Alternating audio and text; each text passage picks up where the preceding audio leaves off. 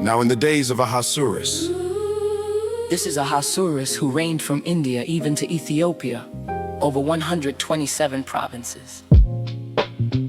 in those days when the king Ahasuerus sat on the throne of his kingdom, which was in Shushan the palace, in the 3rd year of his reign, he made a feast for all his princes and his servants, the mighty men of Persia and Media, the nobles and princes of the provinces being before him. He displayed the riches of his glorious kingdom and the honor of his excellent majesty many days, even 180 days. When these days were fulfilled, the king made a 7-day feast for all the people who were present in Shushan the palace, Both great and small. both great and small, in the court of the garden of the king's palace. There were hangings of white, green, and blue material, fastened with cords of fine linen and purple to silver rings and marble pillars. The couches were of gold and silver, on a pavement of red, white, yellow, and black marble. They gave them drinks in golden vessels of various kinds, including royal wine in abundance, according to the bounty of the king. In accordance with the law, the drinking was not compulsory, for the king had instructed all the officials of his house to serve according to every man's pleasure. Also Vashti the queen made a feast for the women in the royal house which belonged to King Ahasuerus. on the 7th day.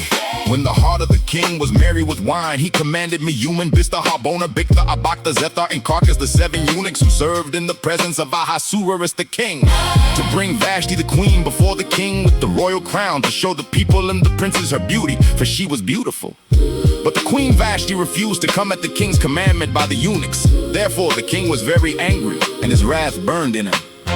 Then the king said to the wise men who knew the times, For it was the king's custom to consult those who knew law and judgment. and the next to him were Karshina, Shethar, Admatha, Tarshish, Meres, Marzina, and Memucan, the 7 princes of Persia and Media, who saw the king's face and sat first in the kingdom. What shall we do to Queen Vashti according to law?